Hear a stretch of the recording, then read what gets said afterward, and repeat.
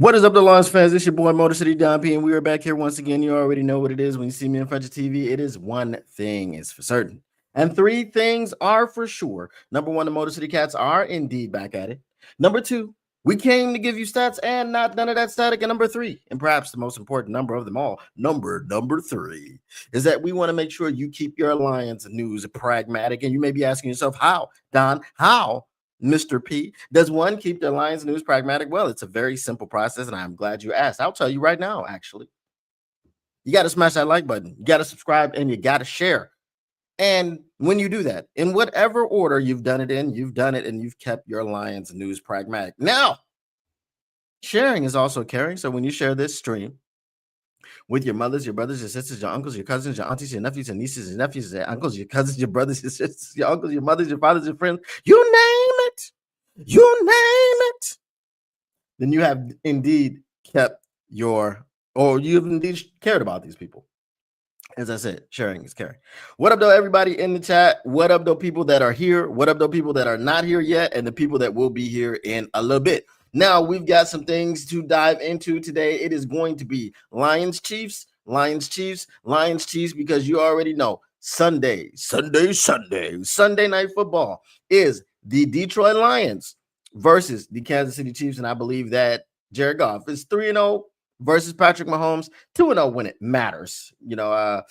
Actually, no, we have to say 2-0 because they didn't play in the Jared Goff didn't play in the preseason versus Patrick Mahomes. So Patrick Mahomes has never beaten Jared Goff. And they had an epic showdown on another Sunday night, or was it a Monday night football game when Jared Goff played for the Los Angeles Rams, which is a distant memory because as of the Bengals game, Jared Goff has played more games for the Detroit Lions in his career than he played for the Los Angeles Rams, which is crazy, right? It is crazy how time flies and how time passes. So we're going to talk about the injury report. We're going to talk about the tail of the tape. Who's got the edge? We're going to talk about this, that, and the third thing when it comes to the Detroit Lions. Now, there was a big time addition that we were all expecting to be back this week. Aleem McNeil. That's right. Aleem McNeil is the guy that we thought would be back here on Sunday Night Football versus Patrick Mahomes and the Chiefs. We thought he was going to be running around, having Patrick Mahomes run around, providing pressure up the middle, putting pressure in his lap paws, and all these things. And that's just not going to happen. Aleem McNeil will not be active for this game. Now, Dan Campbell did say that it is next week versus the Bucs, which would be much more likely for him to play. So he will be making his season debut in Detroit, if all goes well, without any setbacks, without any issues cropping up during the week of practice. He will be making his debut in Detroit versus the Tampa Bay Buccaneers. Now, if he had played this game, he was going to give you about 26 snaps, so to speak, or give or take a few. So that sucks. That's a bummer. Obviously, we wanted to see Aleem McNeil playing, but he's just not going to be available. So I guess we will have to curb our enthusiasm just one more week, and then we'll go ahead and get it going. All right, let's see. We've got the Lions injury report.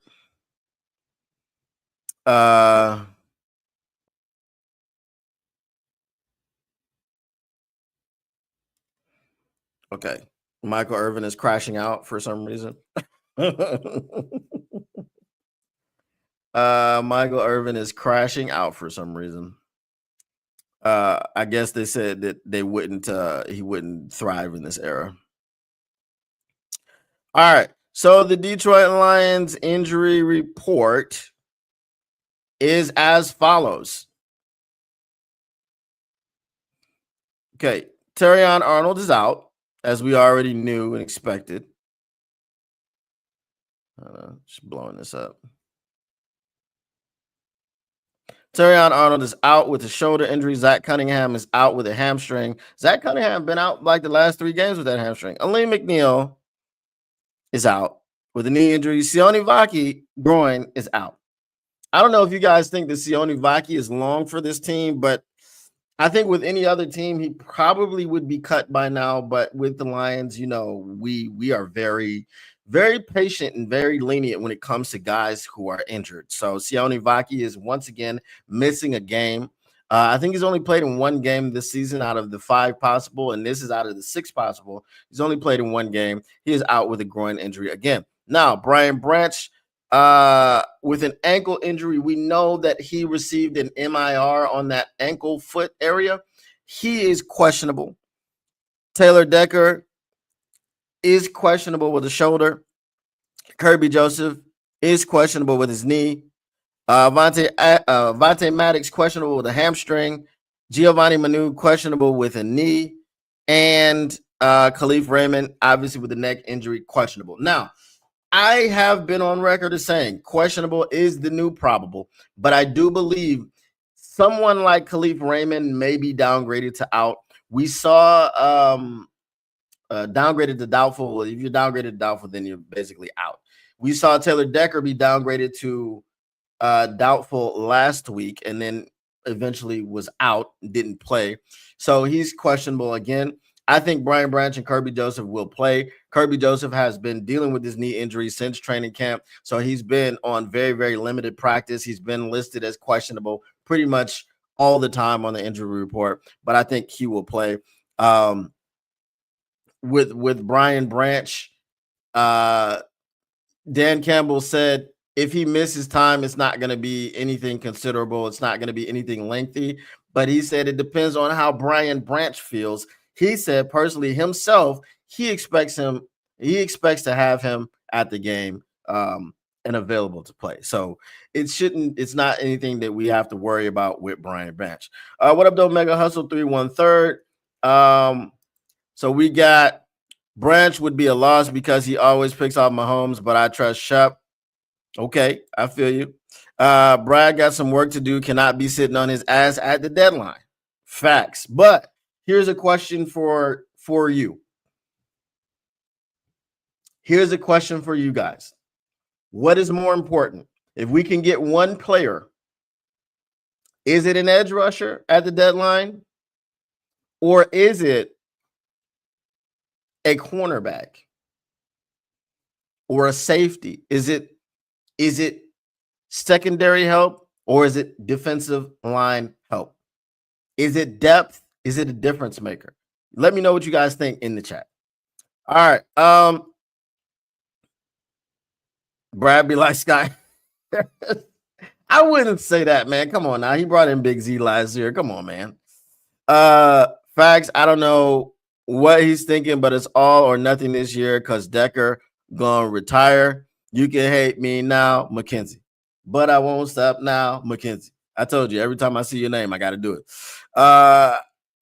But will he do it? Nah. Can we give the Steelers number 6 TA and a 6th round pick for Ramsey and a 4th round pick?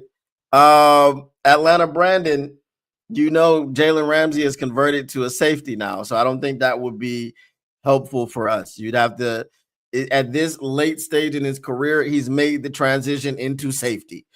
Can he still play corner? Maybe, but once you transition a corner into a safety, that means he's not as good of a corner anymore, right? Charles Woodson, my guy, my dog. Later in his career, he changed to safety. Rod Woodson, later in his career, he changed to safety. So when they make that transition, it's not they're not that same corner anymore, right? Darius Slay, if he can't play safety, he's going to retire very soon, right?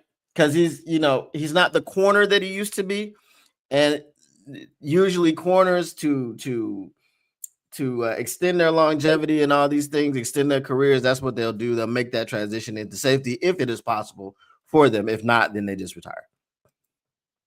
I want Phillips from Miami. We need another edge. We do. They love AQM. I love AQM. It's great, but Tyler Lacey as the only depth piece is it's concerning. And don't give me Marcus Davenport. I don't want to hear about it. I don't want to hear about Marcus Davenport at all. All right, let's go ahead and get into it. We've got an article here. It is from the doc. No, actually, it's from Christian Boer. Okay. It's not from the doc, but it is from the Doc's network, Detroit Lions on SI. Tale of the tape, who holds edge in Lions Chiefs matchup. Now, and actually, I've got some updates on the Pick'em app that I am adding some features. So basically, I just want to make it so that it is a whole league type of situation, and it makes tying very, very difficult. So there's some features that I'm thinking about adding to it. And in its current state, it is ready to go. The problem is you're not going to be able to save nothing. So if you're not able to save anything, it really doesn't matter. But let's go ahead and get into it. Let me see. Britt DeWitt says, I think Zach C has been out ever since he tackled Derrick Henry. No surprise. Oh, hey, it's possible. I know he's been out, I think, the last 3 games. So yeah, you're probably right. Since the Ravens game. All right, so the Detroit Lions have an opportunity to add another big win to their early season resume. As part of one of the league's toughest schedules, the Lions will next take the field in primetime Sunday in one of the toughest road environments. A date with the Kansas City Chiefs looms for Dan Campbell's team. Good thing that we've already beat them on the Sunday Night Football in Arrowhead. That's where we beat them. It wasn't an afternoon game. It was primetime. Was it Sunday night or I think it was Thursday night? Because it was the first game of the season. Anyway, something night football at Arrowhead. So that was good. Sunday's game should be a big indicator of where the team stands after reeling off 4 straight wins. The Chiefs have had to endure an early season swoon through multiple close losses, but still boast the star power that has taken them to 3 straight Super Bowl appearances. Now, here's the thing that I do not agree with this. There are going to be things that I agree with, things I don't agree with. Based on the health of our secondary, I don't believe that Sunday's game should be a big indicator of where the team stands. Okay, after reeling off 4 straight wins.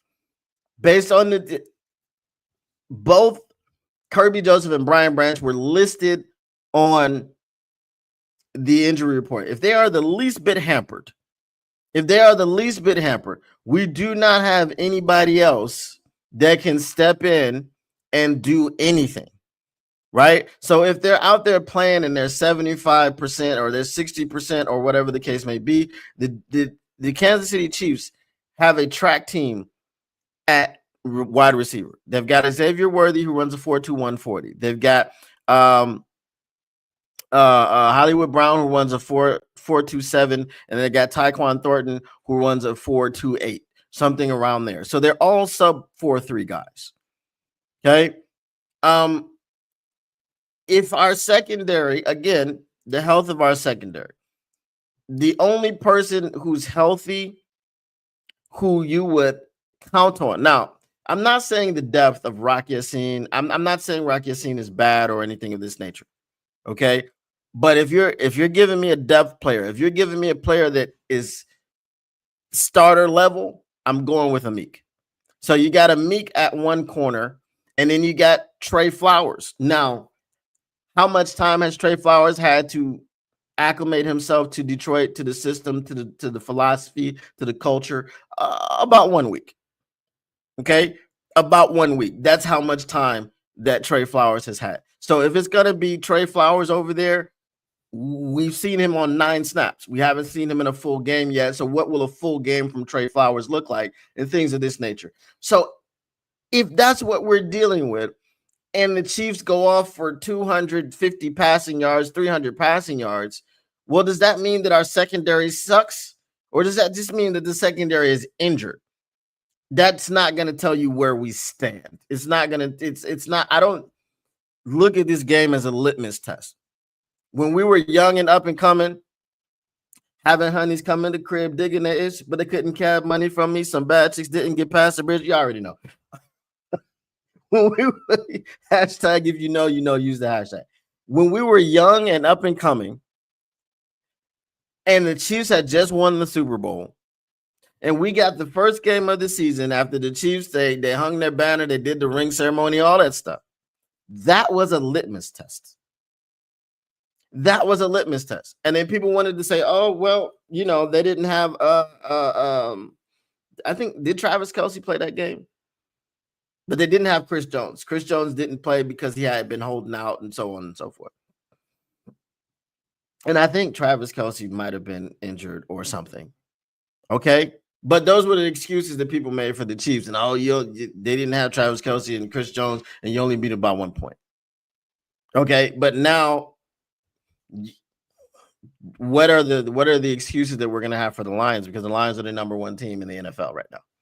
So would we have any excuses? Oh, yeah, Patrick Mahomes put up 300 yards, but their secondary is beat up.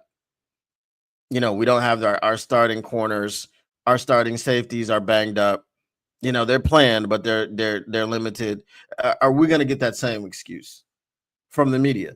I don't know. We'll have to see. But no, is this a litmus test? I don't believe so.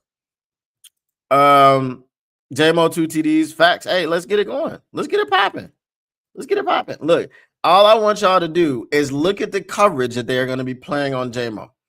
Steve Spagnuolo, we already know who that man is and how he gets down. So look at the coverage that he decides to employ or deploy versus JMO. If Branch and Kirby hurt, it's going to be a shootout. No way we can cover with only Hutch as our only pass rusher. Right? So those are the things that we have to consider, right?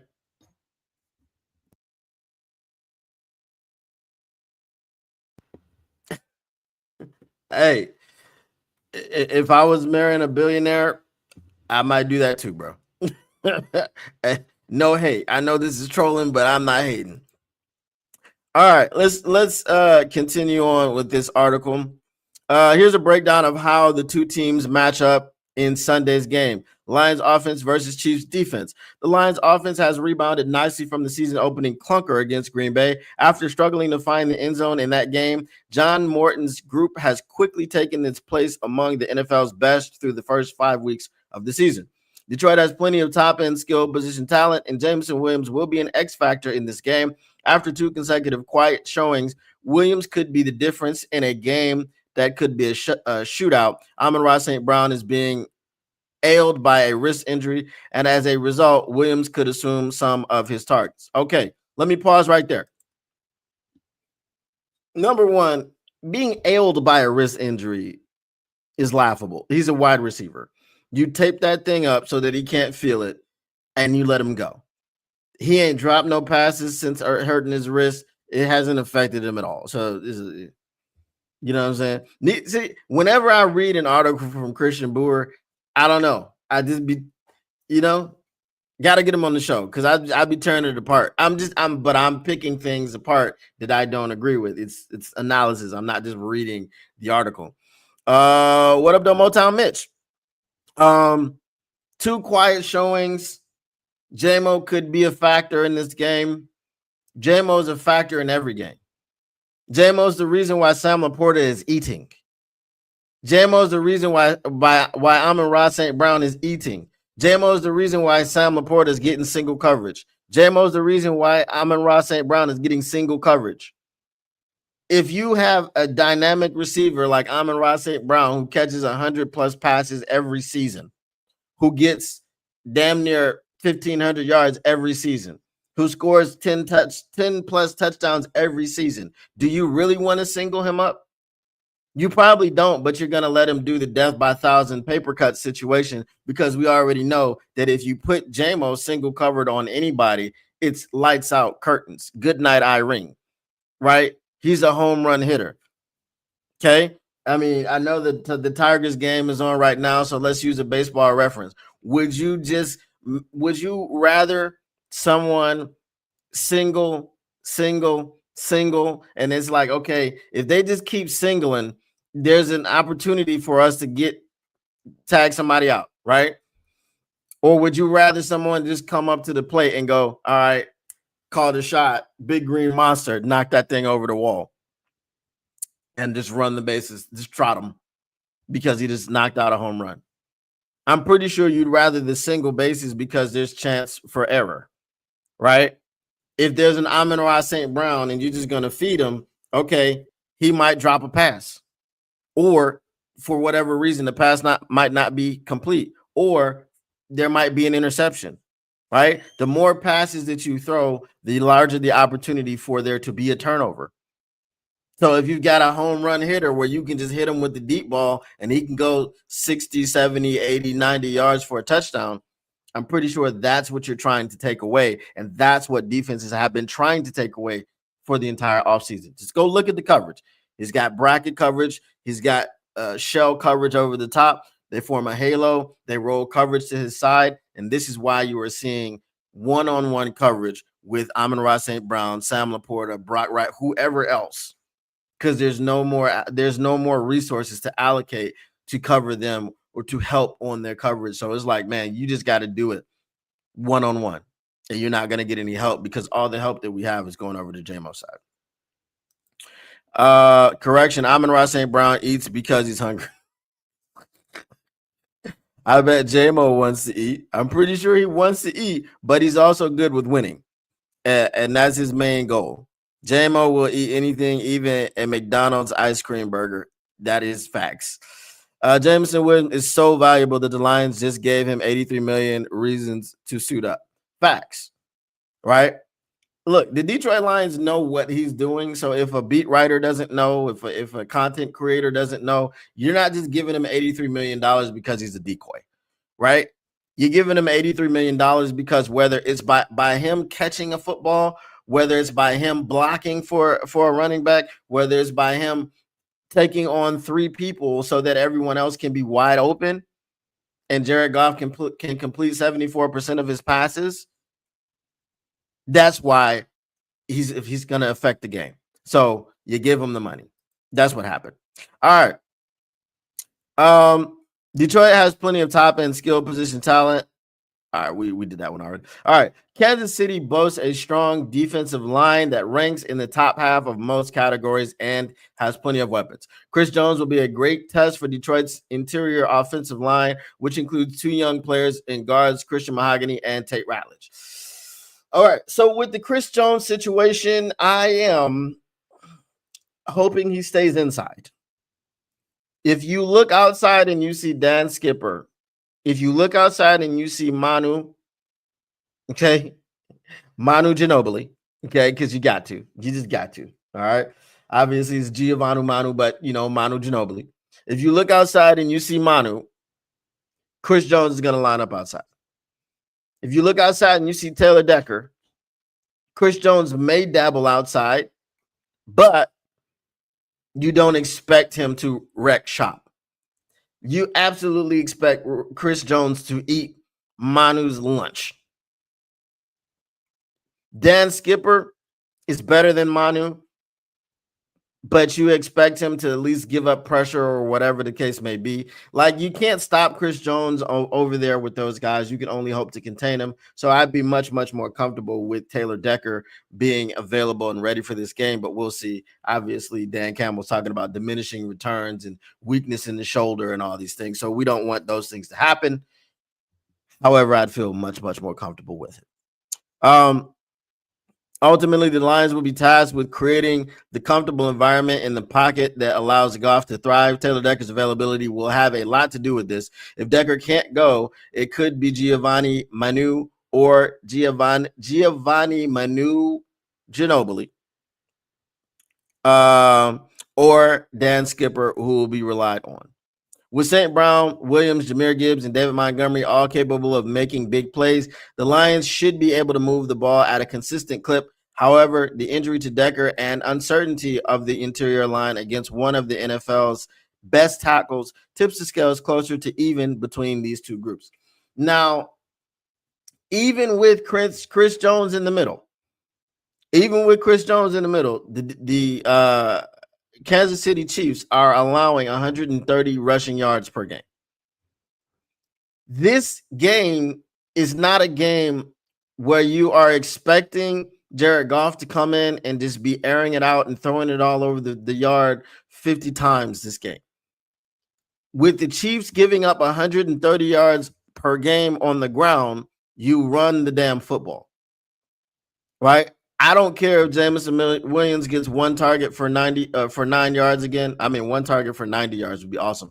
But I don't care if he gets 1 for 9, 2 for 10, 3 for 5. You know what I'm saying? 4 for 50, whatever it is.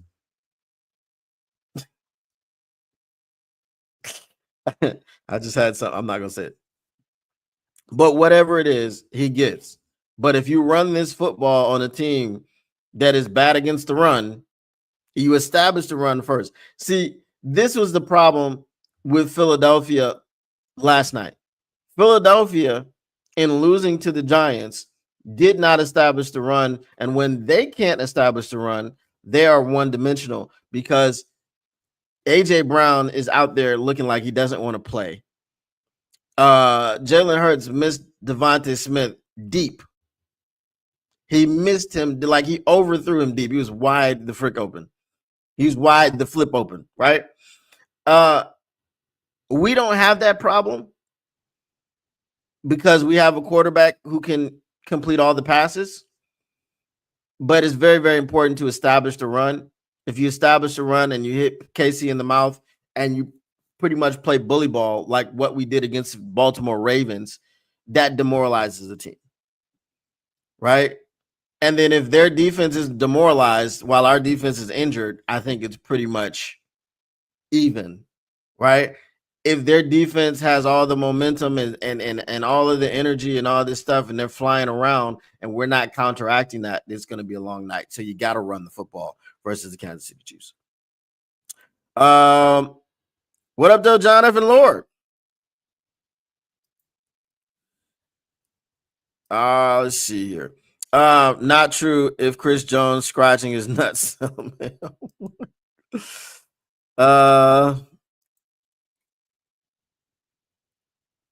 Okay, I'm guessing the Tigers are up, or I see 3 interceptions, 2 forced fumbles, and a safety on KC. LOL. That would be Patrick Mahomes' worst game of his career.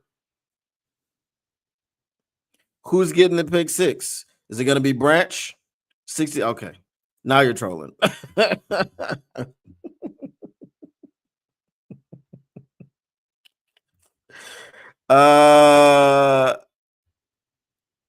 What up, though?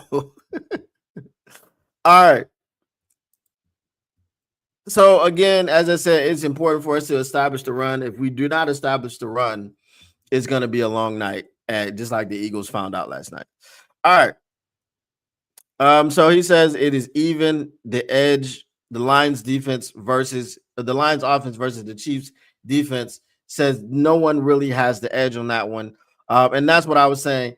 If you demoralize that defense early and often, then it is going to be an even type of situation throughout the game. Chiefs offense versus Lions defense. The Lions have a challenge ahead of them with both of their top cornerbacks dealing with injuries against a Kansas City offense headlined by Patrick Mahomes. The Lions could be forced to start Amik Robertson and Rock Ya-Sin. Now, that is the most important thing that I think some people have forgotten. The Chiefs are 2-4 or 2-3. Okay, the Chiefs are 2-3, and they're losing games. And listen, the Chiefs are horrible at running the football. Patrick Mahomes is their leading rusher. Okay, Patrick Mahomes is their leading rusher, and guess what? Per game, the Detroit Lions are 15 yards more per game rushing than the Kansas City Chiefs. Patrick Mahomes is their leading rusher. You understand what I'm saying? We got David Montgomery. We got Ja Rule. You know, where's Ja? Somebody find Ja Rule to make sense of all of this. Okay. We got Amir Gibbs. And with the leading rusher, Patrick Mahomes, the Kansas City Chiefs are averaging 15 yards per game less than the Detroit Lions. Kansas City Chiefs are averaging 11 yards more per game passing than the Detroit Lions. And obviously that is because of Patrick Mahomes. So all of this game for the Detroit Lions defense is going to be contingent upon holding Patrick Mahomes to a very pedestrian stat line. If you can hold Patrick Mahomes to a pedestrian stat line, then you've got a chance. And the reason or the way that you do this is one of the things that the Detroit Lions does most, and that is play man coverage. Patrick Mahomes is not doing well versus man coverage. He is having, I think, his worst year versus man coverage this year, which again is a reason why Terrion Arnold and DJ Reed both being out is a problem. Amik, yes, Amik can play man coverage, no problem. I don't know how much man coverage Rock Ya-Sin or Trey Flowers can play. That's my point. I don't know to what degree that they're going to be able to play it and be able to fit in the system that way, but we're going to find out. We're definitely going to find out. I feel you. I feel you, Will Murray. What up, though? All right. While both players are veterans with plenty of accrued experience, facing one of the league's best quarterbacks and the array of talent around him will not be easy. Travis Kelce isn't the young, explosive version of himself, but is still more than capable of dominating a game at the second level of the defense. We've got Alex Anzalone, so I'm really not worried about, especially this version of Travis Kelce. This version of Travis Kelce has been absolute cheeks. Okay? He's been booty butt, cheeks. Booty butt, cheeks, rump. That's what this Travis Kelce has been. Okay? He's been thinking about retirement. He's been thinking about Taylor Swift. He's been thinking about the New Heights podcast. He's just been thinking about everything other than what he needs to be thinking about, which is winning football games. You know, he's over there fighting with Andy Reid on the sidelines. He's crashing all the way out. Okay? And we've got Alex Anzalone, who is one of the best cover linebackers in the NFL.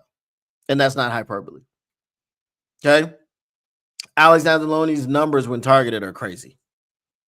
Right? I think he's been targeted 17 times. He's allowed 7 receptions. Right? He's got PBUs. He's got a interception. Like, he's doing his thing. So if you want to put Alex Anzalone on Travis Kelce and then ask Travis Kelce to eat, be my guest. It's fine. I'm not going to worry about it. All right. Aside from the questions at cornerback, the Lions defense may be well equipped to limit the Chiefs. Jack Campbell has taken a big step toward being the defensive leader, and the pass rush has outperformed all expectations. Okay. The pass rush has outperformed all expectations.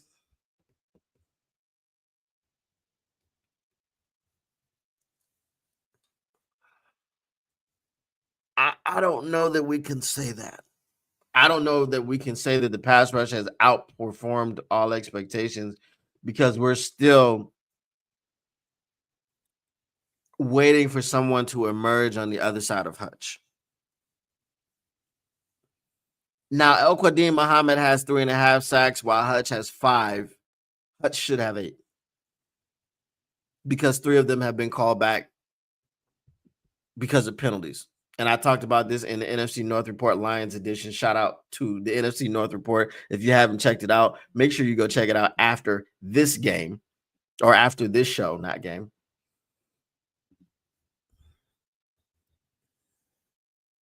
I'm still not.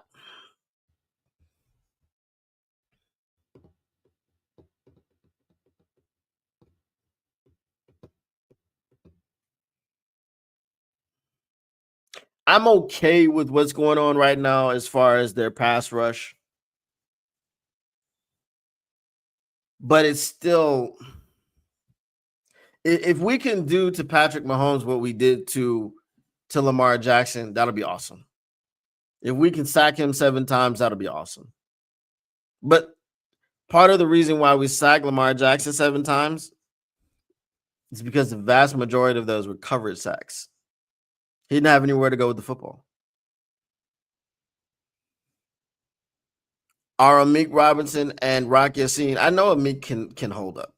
I know Amik can hold up against a Hollywood Brown or anybody else that they throw at him. But is Rock Yassin or Trey Flowers, are they going to hold up their end of the bargain on the other side? And that's one thing that I'm not 100% sure about. So I don't know. I don't really have the answer to that question. Yes, hyperbole. I did use that. I dropped that in. Detroit's key will be to manipulate looks and keep Mahomes guessing. It's much easier said than done. And if the All-Pro is able to connect on big throws against the Lions' reserve cornerbacks, it may be a long night. Okay, so this is facts, and this is what I am afraid of. If you give me Terrion Arnold and DJ Reed in this game, just as though I picked the Lions to win this game when the schedule came out, I'm still picking them to win the game today. But if we had Terrion and DJ Reed, I'd be much more comfortable. Now Terrion would probably get a lot of holding penalties in this game because of the speed of the receivers and not trusting his technique and just getting grabby as soon as he feels like he's in a position where he may have gotten beat. But if he had just stayed the course, he'd probably be in a position to either intercept the ball or get a PBU or get hands in the face and affect the receiver's ability to see. So I don't know. It's a tough one. Aiden Hutchinson is another X factor for the Lions. If he can stay in the groove he's been in as of late, the Lions will be in position to make some noise. The thing that I believe that's going to happen with Aiden Hutchinson this game is Jawan Taylor is going to suffer. Jawan Taylor is going to struggle. Jawan Taylor is going to be lining up illegally in the backfield, and there's probably going to be a few of those penalties called. Jawan Taylor will be jumping, not all sides, but he will be false starting, trying to anticipate the snap and anticipate the bull rush or the pass rush of Aiden Hutchinson. So I think Jawan Taylor is going to be a big factor in this situation. And I just hope that the referees don't swallow their whistles. And I hope that they don't keep the flags in their pockets, because with Jawan Taylor, it's going to be blatant. It's going to be blatant. Jawan Taylor is going to be lined up 5 yards in the backfield. Right? Jawan Taylor is going to be so close to Patrick Mahomes in the backfield that you would think that he was going to be taking a handoff. That's how close Jawan Taylor is going to be to Patrick Ewing. So I said Patrick Ewing. Patrick Mahomes. And it's going to be up to the referees to actually officiate that. Right? They're called officials. So let's hope that they officiate that. So I think just the fear and loathing in Las Vegas, hashtag if you know, use the hashtag. I think just the fear of Aiden Hutchinson and what he can do if he gets to Patrick Mahomes. Jawan Taylor is going to have a rough night. If the officials officiate, he's going to have a rough night.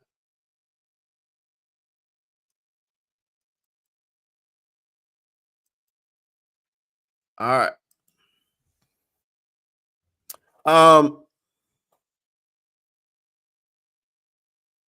Robertson and Yassin can generate turnovers, but the team's overall success hinges on the ability to get after Mahomes.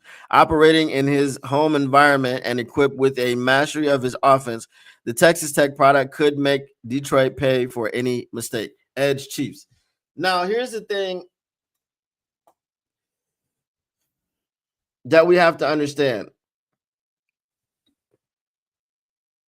Patrick Mahomes is the greatest quarterback of our generation. I don't want to say our generation because obviously I grew up with Tom Brady being a quarterback in the NFL. So obviously he's part of my generation, right? We're talking. So I would say this era. Okay, Patrick Mahomes is the greatest quarterback of this era. Although Mahomes or Brady beat him twice. Okay, he beat him. He beat him once in the AFC Championship game, and he beat him once in the Super Bowl. And by twice, I do mean those pivotal moments. Okay, an AFC Championship game stopped him from going to the Super Bowl, and when he got to the Super Bowl, it stopped him from getting another Lombardi, because Brady beat him. But don't forget, Patrick Mahomes has been to 5 Super Bowls in his very young career, and a lot of that has been because of him. He's not been being carried by the league. I mean, by the team. You can see that even. Let me see. I was gonna say something about good defenses. Um, but Patrick Mahomes can put up points on you. Patrick Mahomes can put up points on you. Especially, here's another thing. I know this isn't as big of a deal in Detroit because they have this not next man up mentality, but as it's been explained, we have a 69-man roster. And if you're on that 69-man roster, you are expected to perform when you have your name called.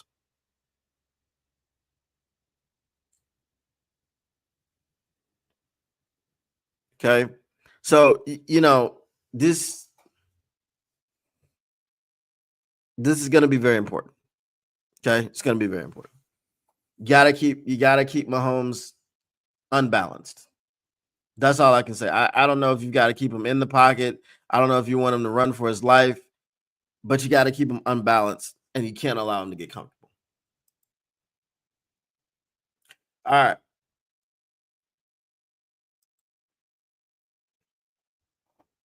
Next is quarterbacks. Okay. Now, I would say that this is a lot closer than you may think that it is. Goff and Mahomes have met twice in the regular season, with Goff taking both matchups in wildly exciting games. Many remember the duel these two had when Goff was with the Rams, and Detroit's last trip to Kansas City was a thrilling win in the 2023 season opener. Okay. This is pretty lengthy. No way that Chuck Norris is 84 years old. All right. This is pretty lengthy. So let me grab a drink and I'll be right back. Gotta wet the whistle.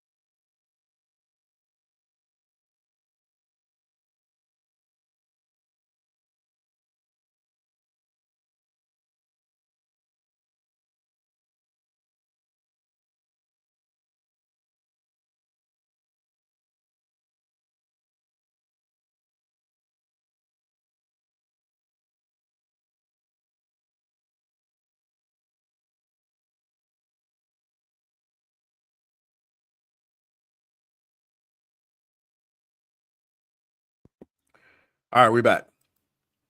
Um, is the chat moving? Hold on, let me refresh.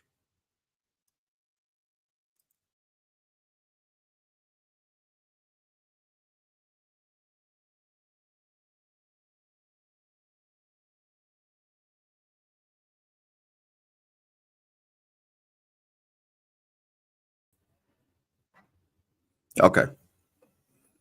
All right. Just had to make sure.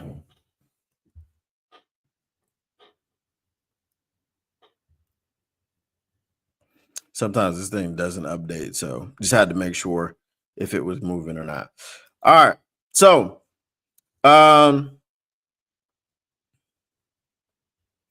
Goff isn't viewed in the top echelon of quarterbacks where Mahomes is with 3 Super Bowls already under his belt. However, he's shown that he's just as capable of fueling his team to a win when their backs are against the wall.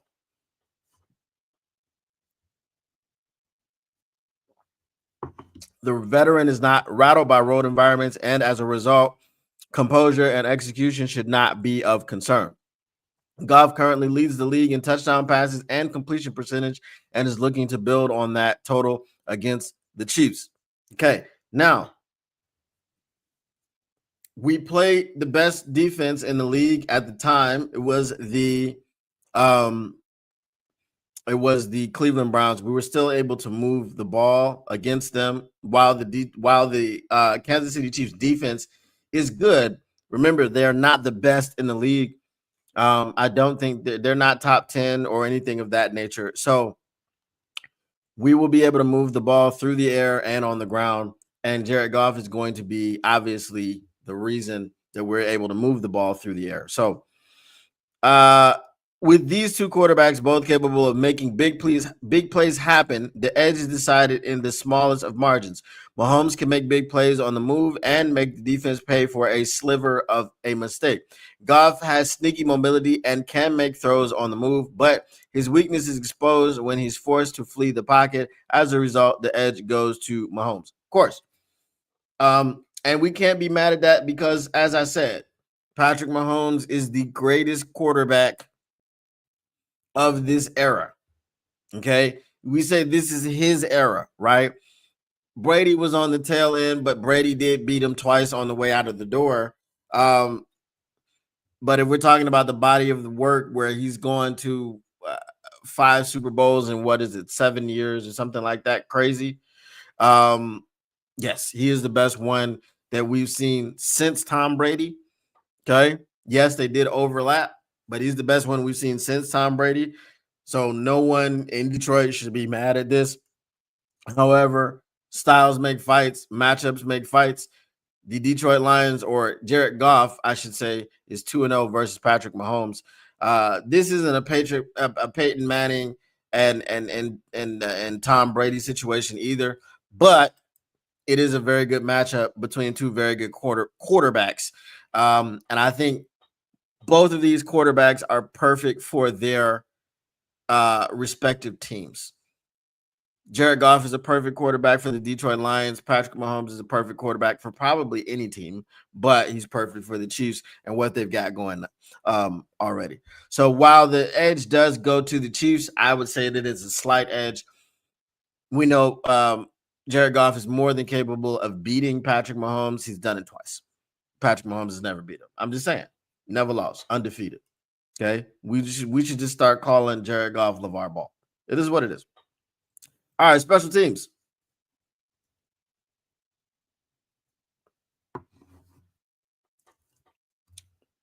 The Lions have been strong on special teams in recent weeks, particularly in the return game. Khalif Raymond popped a punt return for a score against Cleveland, while Jacob Salas has had some big kick returns. Raymond's status for Sunday's game is uncertain after a neck injury suffered against Cincinnati, and those duties could be turned over to Dominic Lovett. Now, he is questionable, as I said. Neck injuries are very iffy, so we don't know what kind of neck injury he has. All I do know is on Amon Ra's St. Brown's podcast, he did say that he talked to Khalif, and Khalif said that he was all good. Everything was good. Everything came back positive. So he's listed as questionable. He may go. He may sit out just one more week. We don't know. It will be the first big opportunity for the 2025 7th round pick. Now, here is what I'm going to say.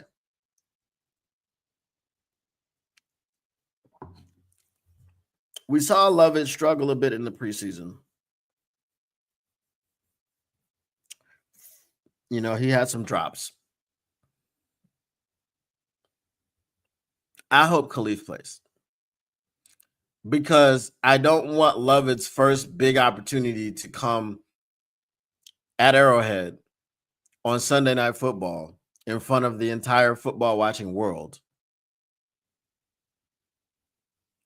on the road in primetime. I don't want that to be when his opportunity comes. He is a rookie that was drafted in the 7th round. A lot of people didn't think he was going to make the team. So let's hope that Khalif plays. If he doesn't play, let's hope that Dominic Lovett doesn't drop any punts. I'm just saying. Meanwhile, Kansas City's kicking game has not been the strength it has been for the team over the last several years. Harrison Butker is 10 for 13 through 5 games, with 2 of those misses coming from beyond 50 yards. Jake Bates is 6 for 8 with a long of 58 from earlier in the year. He seems to avoid the jitters that come with big moments on the road, and as a result, he could come through for Detroit in a big way Sunday. He's really like 6 for 7, 6, 7. He's really like 6 for 7. I had a funny story about that.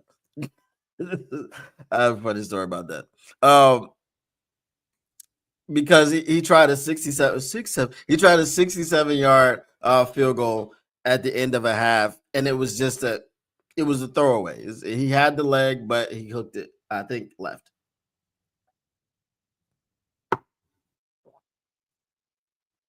All right, so the edge goes to the Lions. Coaching. It's got to go to the Chiefs, right?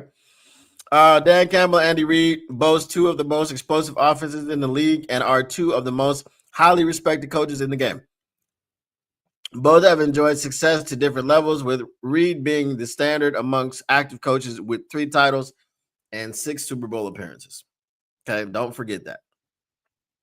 Both Campbell and Reid have creative offensive attacks, which should make Sunday's game exciting. Additionally, the battle between both teams' coordinators will be one of the most underrated but key matchups. On Detroit's side, offensive coordinator John Morton will be matching wits with one of the best coordinators in the game in Steve Spagnuolo. Morton has proven to be a solid leader for the offense, piloting the group to the tops of the league in scoring. Now he's tasked with countering against Spagnuolo's package of blitzes and stunts. Remember, Jared Goff is very good against the blitz.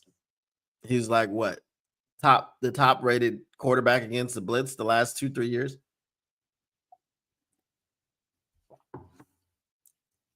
So you can blitz if you want to. You can blitz LBs behind. But if your safety does blitz, because if they don't blitz, then they're no threat to mine. All right, hashtag if you know, use the hashtag. Meanwhile, defensive coordinator Kelvin Shepard must have a solid plan for Mahomes and the Chiefs offense. With the plan that Coach Shep put together for Lamar Jackson is something that we've never seen before. Because while AG put together a plan that said, all right, old Justin Rubentugger kicks a 66-yard record-setting field goal inside of Ford Field to beat us, and he had contained Lamar Jackson. Coach Shep confused Lamar Jackson.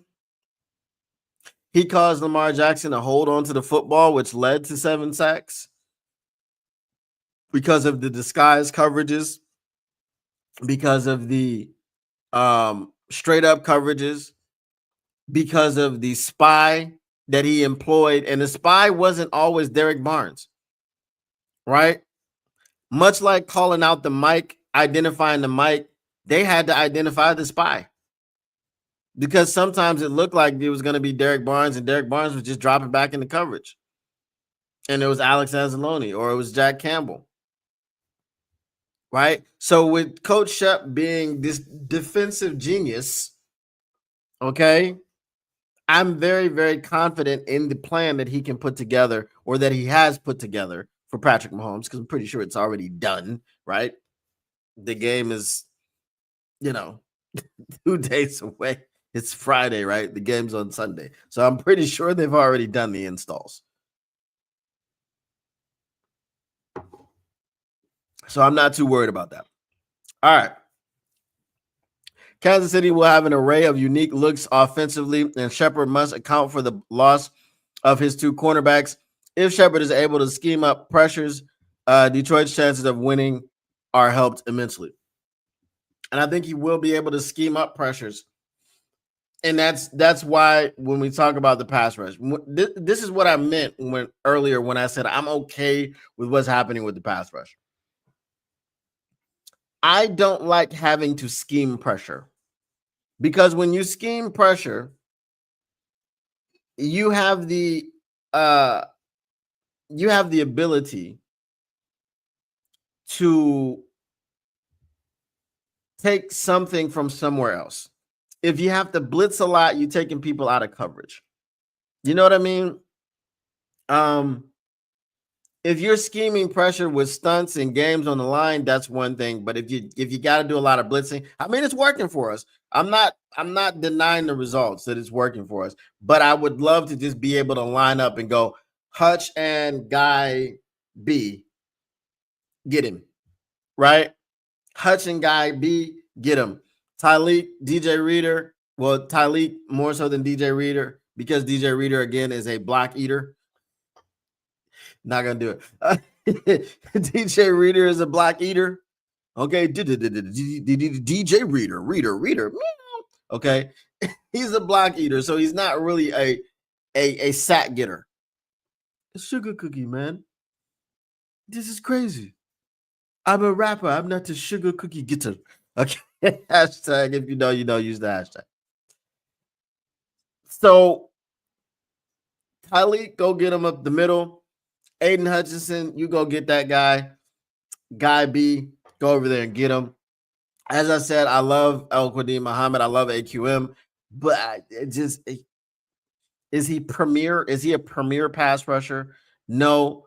And does it need to be a premier pass rusher? No, but it just needs a guy that is gonna get in the backfield and gonna get his hands on the quarterback a little bit more than what El-Quadin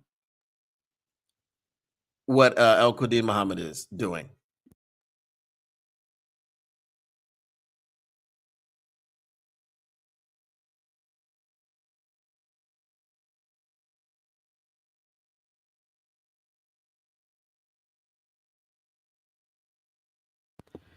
All right. So with the coaching matchup, even by many counts, decision making will become an ultimate factor. The staff that blinks first may be in danger on Sunday, as both teams are led by some of the best coaches in the game, and the edge is even. Okay. Do I believe that the edge is even? Probably. Jared Goff doesn't have to make plays. That's facts. Jared Goff doesn't have to make plays, and Patrick Mahomes has to make plays. That is a big difference. If Patrick Mahomes doesn't make plays, the Chiefs don't have a chance. Okay, that's the situation that they are in. The Chiefs running game is cheeks. Okay, with Patrick Mahomes being the leading rusher. Patrick Mahomes is not Lamar Jackson. Patrick Mahomes is not Josh Allen. If you told me Josh Allen and Lamar Jackson led their teams in rushing, you'd be like, oh, okay, yeah, that sounds good. That tracks. Patrick Mahomes can run. Patrick Mahomes does run. Patrick Mahomes uses his legs. He's sneaky athletic. He's not running a 4.2, though. He's not. Right? He's not as big as Josh Allen where he can just bowl you over. He's not. You understand what I'm saying? So with him being the leading rusher, that means that their offensive line is not opening holes for Isaiah Pacheco and Kareem Hunt. They're just not getting it done up front the way that they need to get it done. So yes, Patrick Mahomes must make plays for the Kansas City Chiefs to have a chance to win. And Jared Goff doesn't have to make plays. He's got a bunch of playmakers. He just has to be a point guard. See, that's the difference, right? Patrick Mahomes has to be a combo guard, right? He has to be a distributor and a shooter. Jared Goff can just be John Stockton. You understand what I'm saying? So that's the difference. What up, though, Zach J? All right. So obviously, I've already told you my prediction is that the Detroit Lions will win this game. My score prediction is going to be, I believe that the Detroit Lions will still put up 30 because that's just what we do on offense. So I think the score will be 35-28. I'm not gonna go no 35-31. How about that? Right? Not gonna have any weird scores in there in this situation. Just 35-31. I think the Detroit Lions get it done on the road in Arrowhead. I'm giving the Chiefs 31 points because I am really afraid that this secondary, with all the injuries, is going to be taxed. I'm not worried about the Kansas City Chiefs running the football because, as I said, they are cheeks at running the football. The only one that's running effectively is Patrick Mahomes. I think the game plan for Patrick Mahomes is going to be to keep him in the pocket. Don't let him scramble out. Keep a spy on him, because the problem with Patrick Mahomes is, even though he scrambles out of the pocket, his eyes are always downfield. So you've got to maintain your coverage, you've got to maintain your discipline, and you've got to make sure that you plaster. Remember, in his scramble drill, you must plaster. Plaster on your man. Do not let him do anything. Get him covered. As long as we're able to plaster coverage, I think we'll give Aiden Hutchinson time to get to him, AQM time to get to him. Maybe Tyleek will get his first sack of the season. I don't know. But I think there's an opportunity and a chance for the Detroit Lions to win this game. And I think could be similar looking to the Ravens, although, I mean, we found out that the Ravens, for whatever reason, they pretty much got the same team as they had last year, but there are a lot of injuries. Maybe it's just that the Lions are better at playing injured than other teams, because we were injured to hell and back last year and we still went 15-2. So that is what that is. All right. So you know what it is. Mailbag. What you gonna do? What you gonna do when they're reading you? Mailbag. Mailbag. Get your mailbag questions in. Bask in it. All right. So get your mailbag questions in. And as you get your mailbag questions in, I will let you know what I was talking about earlier when I said I'm adding features to the Pick'em chat. So, I mean, the Pick'em app. My goal, as we know, is not to get the Pick'em app done this season, because it's already enough of the season has gone by. And I've had issues with that, with the member accounts. And that's what I need to shore up. But what I'm going to have is options for picks. Okay. So you have your standard picks where you just pick the game. I don't want to do spreads because I'm not a gambler, so I don't really know where to get the data where all the spreads are. I guess I could figure it out. Yeah, I'm pretty sure I could figure it out. However, maybe I'll put spreads in there. Maybe not. I had them in there before, but I took them out because I don't have the data in there. But score predictions and locks. Okay. What's going to happen with these score predictions is there will be a sliding scale. So, how close you were to a score, there will be an algorithmic assignment for points. So, like if you were within 7 points of the final score, if you said it was going to be 35 to to uh to 21 and it wound up being 35 to 28, then you were within 7 points of the score and you'll get X amount of points, right? This point will add to your total, right? So if you've got 6 games that you picked, then you will be able to say, okay, I picked these 6 games, but my accuracy for the scores was like 75%. So I've got this many points. And then the next person, their accuracy for score predictions was 50%. And so they have this many points. So what I want to do is not have an opportunity for there to be ties. So there will be a clear winner. Yes, both of us picked the Falcons to win this game, and the Falcons won that game, but we're not tied because my confidence score was 5. Your confidence score was 3. I picked the exact score. You were off by a few points, or you know what I mean? So all of that's going to go into it to give you a total score.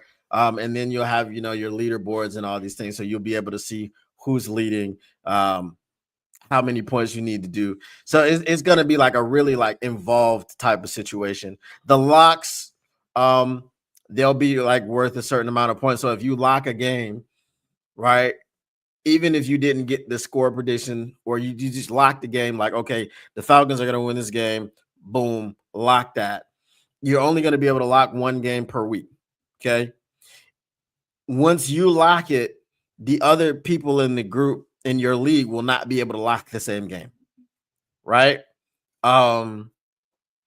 So in order to do that, if you lock a game and you get that game, it may be worth like 10 points. But then if you lock a game and you lose that, you were incorrect, then you'll lose 10 points. You understand what I'm saying? Maybe you'll lose 15. I don't know. So just something like that, the incentive to really gamify the picking situation. All right, let me get to your mailbags. Mailbag from TaylorMade Media said Lions Syndicate is heading to KC. Joe Rockhead is not. How long of a drive will it be if the Lions lose to the Chiefs? It'll be a very long drive back. I don't know how far Kansas City is from Detroit as far as driving, but if they lose to the Chiefs, I'm pretty sure it'll be like double the amount of time. So if it's an 8-hour drive, it'll be 16 hours on the way back with the heaviness of the loss. Mailbag, I watched Coach Shep talk about the Chiefs and what he learned from Spagnuolo. He knows Patrick Mahomes is coming out throwing, but how do you stop Isaiah Pacheco? It's easy to stop Isaiah Pacheco because they're not good at running the football. That's what I was saying earlier. Their running game is not doing well this season. And the Detroit Lions are already very good against the run. So, I'm not worried about Isaiah Pacheco at all, right? I was worried about Derrick Henry, and we shut him down. So, yeah, Isaiah Pacheco is not on the level of Derrick Henry in the least bit. Mailbag, because I ain't forgotten watching Jared Goff throw 3 interceptions versus the Commandos. Who wins the turnover battle on Sunday night? Don't forget, Patrick Mahomes throws a lot of interceptions. Like, let's not forget that. So, if